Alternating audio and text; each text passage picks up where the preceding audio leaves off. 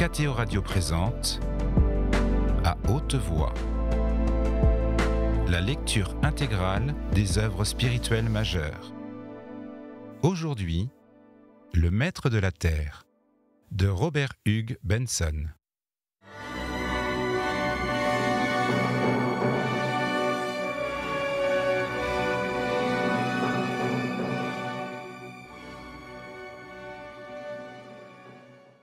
Et pourtant, jamais le prêtre syrien ne servait cette messe sans éprouver un frisson de quelque chose qui ressemblait à de la peur. Non pas seulement à cause de la connaissance qu'il avait de la dignité suprême du célébrant, mais sans qu'il pût se l'expliquer. De cette figure de prêtre rayonnait un arôme d'émotion qui l'affectait d'une façon presque physique. C'était comme si l'individualité personnelle de l'officiant disparut en partie et que, à sa place, le Syrien eut conscience d'une autre présence plus haute, infinie et impérissable. Aussi bien à Rome déjà, autrefois, la messe du père Franklin avait-elle été un des spectacles les plus renommés. Toujours les séminaristes, la veille de leur ordination, étaient envoyés à cette messe pour avoir un exemple de la manière et de la méthode parfaite de célébrer le saint sacrifice. Ce jour-là, tout alla comme à l'ordinaire, mais au moment de la communion, le prêtre releva brusquement la tête avec la vague impression qu'il s'était produit ou un bruit ou un geste anormal. Et lorsqu'il regarda son maître, son cœur se mit à battre par saccades convulsives qui retentissaient jusque dans sa gorge. Cependant, l'œil d'un étranger n'aurait pu rien observer d'extraordinaire. L'officiant se tenait là, debout, la tête penchée, le menton appuyé sur l'extrémité des longs doigts, le corps absolument droit. Mais le Syrien, lui, découvrait quelque chose que d'ailleurs il aurait été incapable de se formuler à soi-même. Tout au plus put-il se dire, plus tard, qu'il avait eu la sensation qu'une certaine manifestation visible ou audible allait se produire. Et les moments passaient, dans cette extase de pureté et de paix. Au dehors, de vagues bruits s'élevaient et s'effaçaient. Les cahots lointains d'une charrette, le monotone refrain d'une cigale, à 20 pas de la chapelle, derrière le prêtre, le domestique soufflait lourdement, comme sous le fardeau d'une émotion trop violente. Et toujours la figure de l'officiant se tenait immobile, dans la même attitude, sans qu'un pli de sa poche fît un mouvement. Quand enfin il bougea, pour découvrir le précieux sang, pour mettre ses mains sur l'autel et pour adorer, c'était comme si une statue s'était brusquement animée, et le servant en éprouva comme un choc douloureux. Ordinairement, après la messe du pape, celui-ci avait coutume d'assister à une seconde messe, dite par son chapelain. Mais ce jour-là, aussitôt que les vêtements sacrés furent déposés, l'un après l'autre, dans l'armoire de bois, Sylvestre se tourna vers son compagnon. « Non, père, dit-il doucement. Allez tout de suite sur le toit et dites au cardinal de se préparer. Je vais venir dans 5 minutes. » Sans faute, ce serait une journée de sirocco, songea le prêtre en arrivant sur le toit plat. Au-dessus de lui, au lieu du bleu clair qu'il voyait tous les jours à cette heure matinale, s'étendait un ciel d'un jaune pâle et qui s'assombrissait même jusqu'au brun, à l'horizon. D'abord, devant lui, apparaissait lointain, obscur, vu à travers une impalpable atmosphère de sable. Et dans la plaine derrière lui, au-delà de la tache blanche de Naïm, rien n'était visible que les contours pâles des pointes des hauteurs, contre le ciel.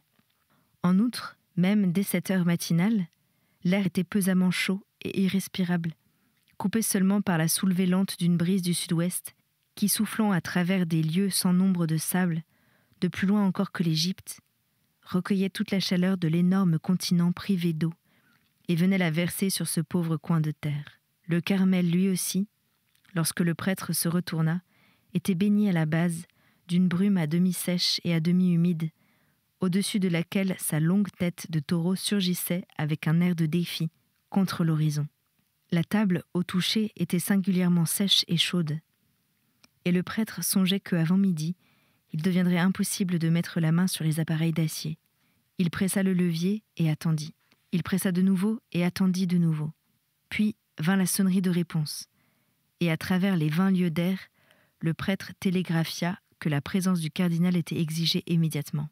1 minute ou 2 passèrent, puis, après un autre tintement, Une ligne vint s'imprimer sur la nouvelle feuille blanche. « Me voici. Est-ce sa sainteté ?» Le prêtre sentit une main sur son épaule, se retourna et vit Sylvestre vêtu de blanc et la tête entourée d'un capuchon, debout derrière sa chaise. « Dites-lui que oui. Demandez-lui s'il y a d'autres nouvelles. » Le pape revint s'asseoir près de la table, et bientôt le prêtre, avec une excitation croissante, lui lut la réponse. « Je suis accablé de questions.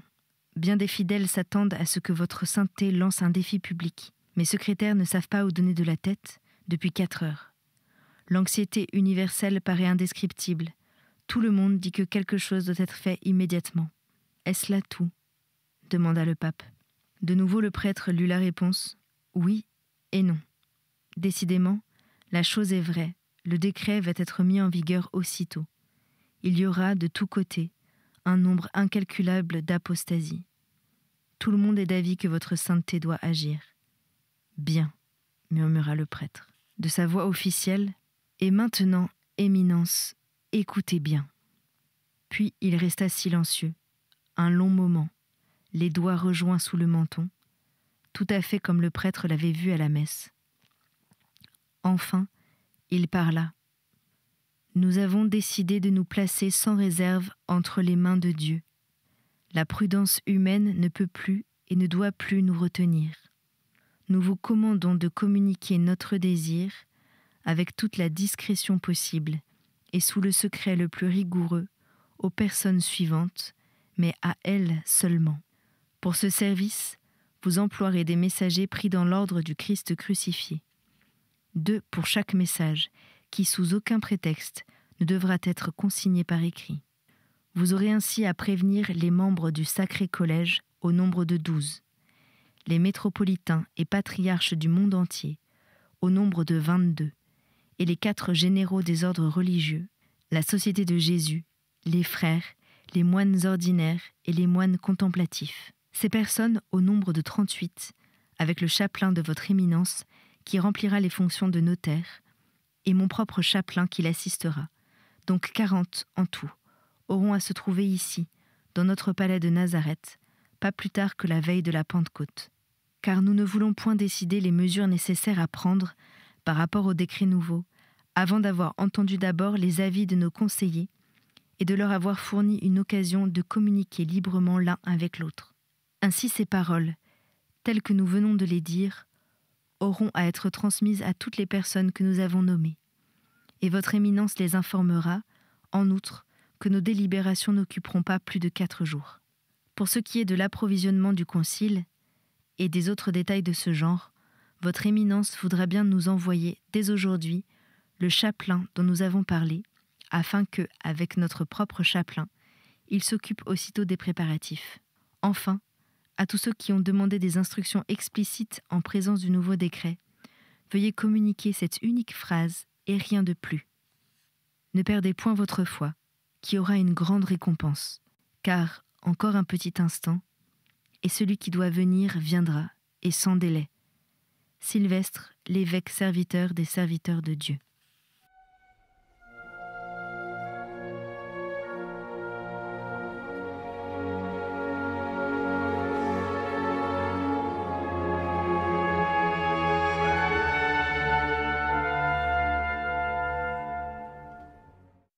Chapitre 3. Le vendredi soir, aussitôt que les plénipotentiaires furent sortis de la salle du conseil, à Westminster, Olivier Brand se prépara à rentrer chez lui, car l'effet qu'allait produire sur le monde la nouvelle décision prise l'inquiétait moins que celui qu'elle allait produire sur sa femme.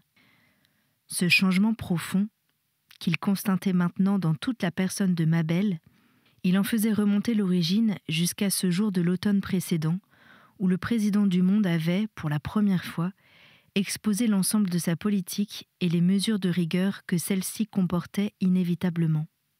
Olivier lui-même avait bientôt fini par consentir à cette politique, sinon par l'approuver entièrement.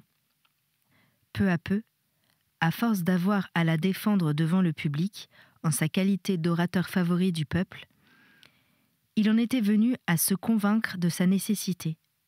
Mais Mabel, au contraire, tout de suite et pour toujours, s'était montrée absolument obstinée dans sa désapprobation. La pauvre Mabel semblait positivement être tombée dans une sorte de folie. Lorsque d'abord elle avait eu connaissance de la déclaration de Felsenburgh, elle avait refusé d'y croire, s'appuyant sur le souvenir encore tout proche de la façon dont le président, à l'abbaye, avait blâmé les meurtres des chrétiens et proclamé son respect de la vie humaine. Mais ensuite, quand aucun doute n'avait plus été permis, et que Mabel avait dû admettre que Felsenburgh avait déclaré possible l'éventualité d'une suppression radicale de tous les croyants au surnaturel, il y avait eu une scène affreuse entre la jeune femme et son mari. Elle avait dit qu'on l'avait trompée, que l'espérance du monde était une monstrueuse moquerie, que le règne de la paix universelle était aussi éloigné que jamais, et plus éloigné que jamais de son avènement, et que Felsenburgh avait trahi ses engagements et rompu sa parole. Oui, la scène avait été affreuse. Olivier, à présent encore, tâchait à en effacer le souvenir de son esprit. Puis peu à peu, Mabel avait paru se calmer, mais tous les arguments qui lui avaient été débités, avec une patience et une habileté extrêmes, avaient manifestement échoué à produire le moindre effet. Elle s'était plongée dans le silence, lui répondant à peine quelques mots quand il l'avait pressée. Une seule chose semblait l'émouvoir. C'était lorsque son mari lui parlait de Felsenburgh. Olivier avait dû se consoler en songeant que sa femme, tout compte fait, n'était qu'une femme, un être faible, à la merci d'une personnalité vigoureuse, mais échappant à toute prise de la logique. Et malgré cette consolation, le désappointement qu'il avait éprouvé lui avait été cruel, pourvu au moins que le temps réussit à la rendre plus sage. D'autre part, le gouvernement de l'Angleterre avait recouru très vite à des procédés très intelligents et très adroits pour rassurer tous ceux qui, comme Mabel, étaient tentés de reculer devant l'inévitable logique de la politique nouvelle. Une armée d'orateurs avait parcouru les villes et les provinces, défendant et expliquant.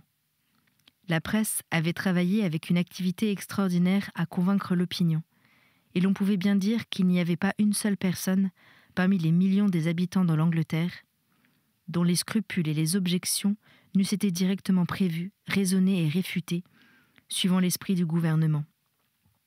En résumé, et abstraction faite de toute rhétorique, voici quels étaient les arguments invoqués en faveur de cette politique. Arguments qui, sans aucun doute, dans un très grand nombre de cas, avaient eu pour effet d'apaiser la surprise et la révolte des âmes sentimentales. On faisait remarquer d'abord que, pour la première fois dans l'histoire du monde, la paix était devenue une réalité universelle. Il ne restait plus un seul État, si petit ou si lointain qu'il fût, dont les intérêts ne fussent identiques à ceux de l'une des 3 divisions du monde à qui cet État se rattachait. Et ce premier degré de l'humanisation définitive s'était accompli depuis environ un demi-siècle déjà. Mais le second degré, la réunion de ces 3 divisions en un même tout, résulta infiniment supérieur au précédent, puisque les intérêts en conflit étaient incalculablement plus considérables. Cette œuvre-là avait été accomplie par une seule personne, qui avait brusquement émergé de l'humanité à l'instant même où un rôle comme celui-ci qu'elle avait joué s'était trouvé nécessaire.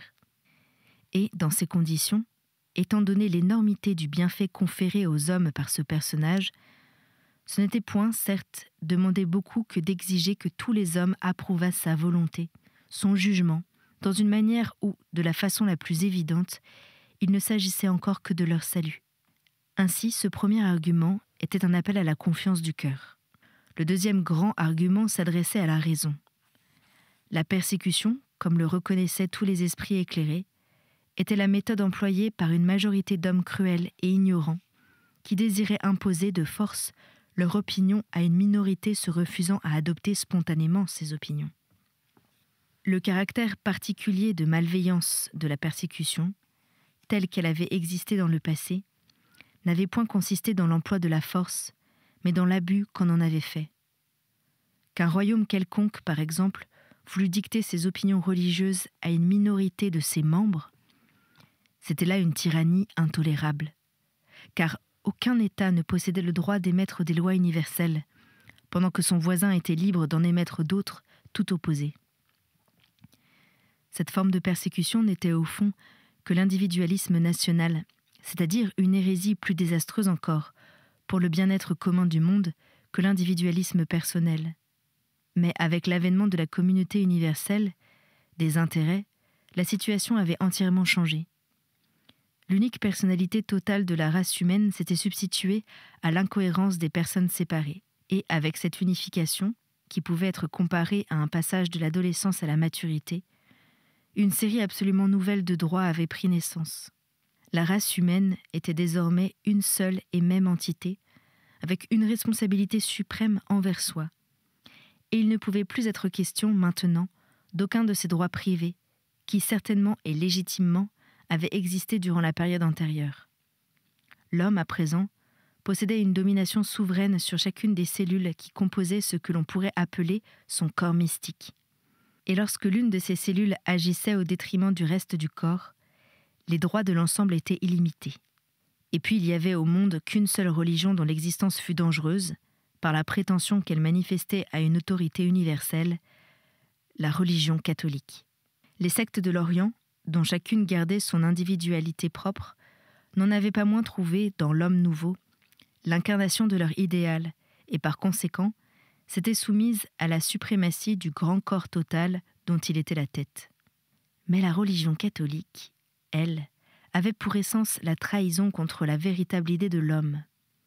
Les chrétiens déféraient leur hommage à un être surnaturel imaginaire qui, d'après ce qu'ils affirmaient, non seulement était supérieur au monde, mais avait encore sur le monde un pouvoir transcendant, de sorte que les chrétiens, délibérément, se retranchaient de ce corps total, dont, de par leur génération humaine, ils avaient fait partie. Ils étaient comme des membres morts, se soumettant à la domination d'une force extérieure autre que celle qui aurait pu les faire vivre. Et, par cet acte même, c'était le corps tout entier qu'ils mettaient en danger. Il ne s'agissait point de supprimer leur folle croyance à la fable insensée de l'incarnation. Cette croyance, on aurait parfaitement pu la laisser mourir de sa propre mort. Mais le refus des chrétiens de puiser leur vie à la source commune, voilà quel était leur crime, le véritable et seul crime qui mérita encore d'être appelé de ce nom. Car qu'était le vol, l'escroquerie, le meurtre, ou même l'anarchie en comparaison de ce délit monstrueux? Toutes ces fautes, à coup sûr, endommageaient le corps de l'humanité, mais elles ne la frappaient pas au cœur.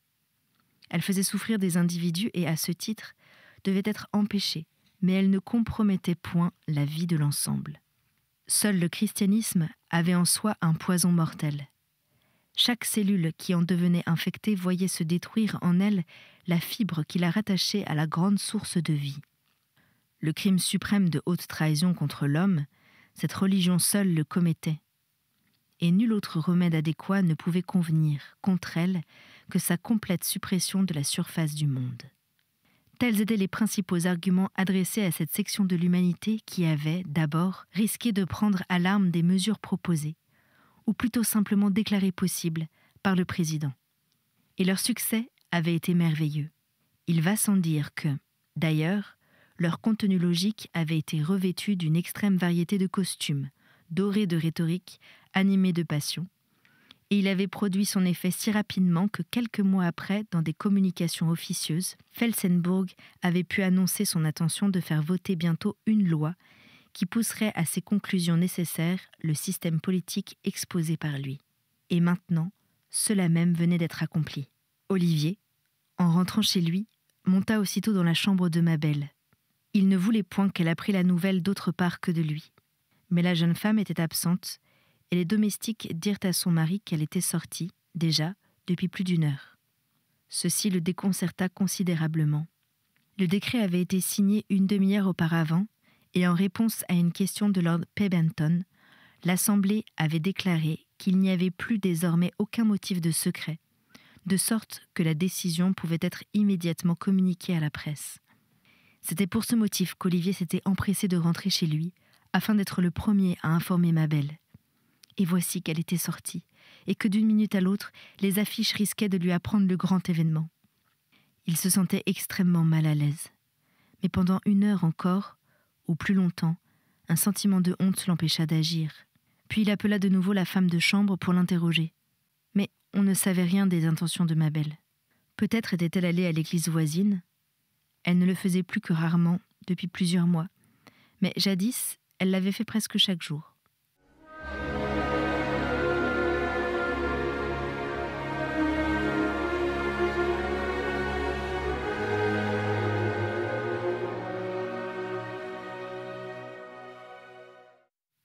Olivier envoya la domestique à l'église, et lui-même s'assit auprès de la fenêtre dans la chambre de sa femme, considérant tristement la vaste étendue des toits, dans la lumière dorée du soleil couchant, qui, ce soir-là, lui semblait offrir un aspect tout à fait extraordinaire.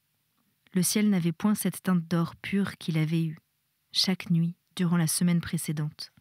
On y distinguait des nuances roses, qui s'étendaient sur la voûte entière, aussi loin qu'Olivier pouvait voir, du levant au couchant.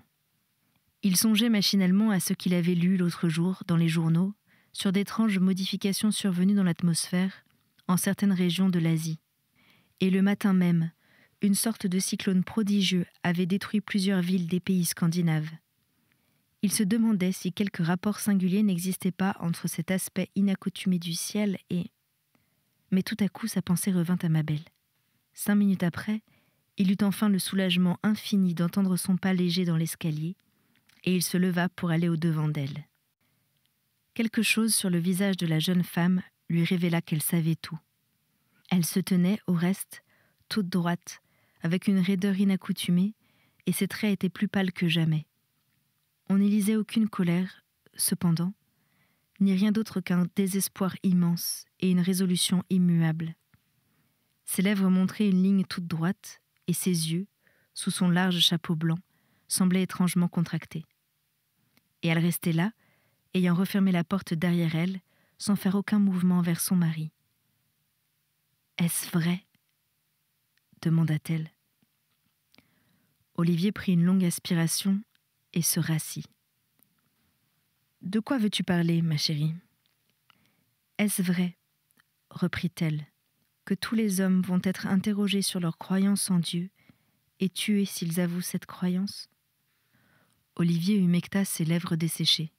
« Tu emploies des termes bien durs. Toute la question est de savoir si le monde a le droit... » Mais elle l'interrompit d'un vif mouvement de tête. « Et c'est vrai. Et tu as signé cela ? Ma chérie, je te supplie de ne pas faire de scène. Je suis à bout de force et je ne répondrai à ta demande qu'après que tu auras écouté ce que j'ai à te dire. » « Bien, dis-le. Assieds-toi d'abord. » Mais elle dit non, d'un geste muet. « Comme tu voudras. Eh bien, voici la vérité. Le monde à présent est un, et non plus divisé. L'individualisme est mort. Il a cessé de vivre lorsque Felsenburg est devenu président du monde. Tu ne peux pas être sans te rendre compte que des conditions absolument nouvelles existent à présent et qui ne ressemblent en rien à ce qu'il y a eu jusqu'ici.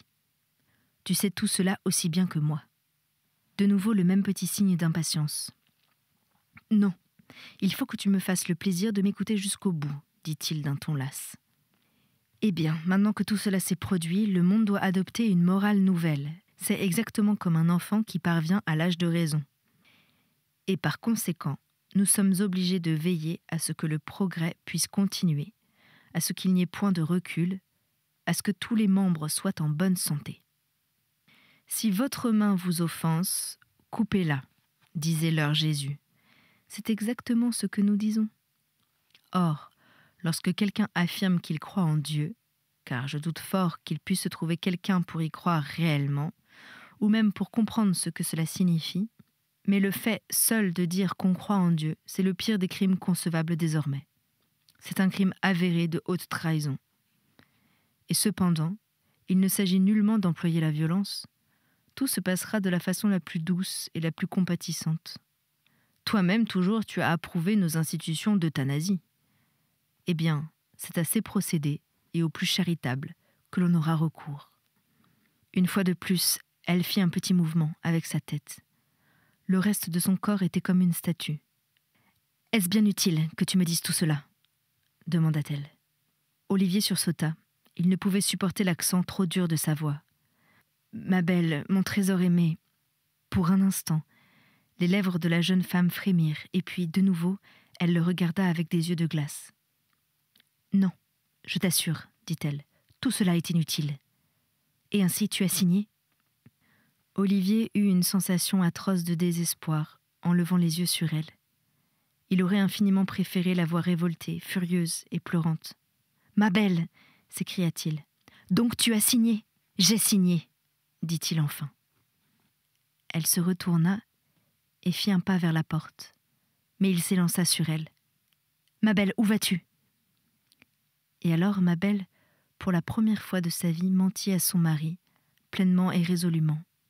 « Je vais me reposer un peu, dit-elle. Je te reverrai tout à l'heure au souper. » Il hésitait encore à la laisser partir, mais il rencontra son regard bien pâle en vérité, mais si honnête et si pur qu'il en fut consolé. « Très bien, ma chérie. Seulement, je t'en conjure, ma belle, essaye de comprendre. » C'était À haute voix, une émission de KTO Radio. Aujourd'hui, Le Maître de la Terre, de Robert Hugues Benson. Lecture, Anne-Céline Pellarini. Captation et réalisation, Alexis Duménil et Thibaut Dagalier. Une émission disponible en podcast sur ktoradio.com et sur l'application KTO Radio.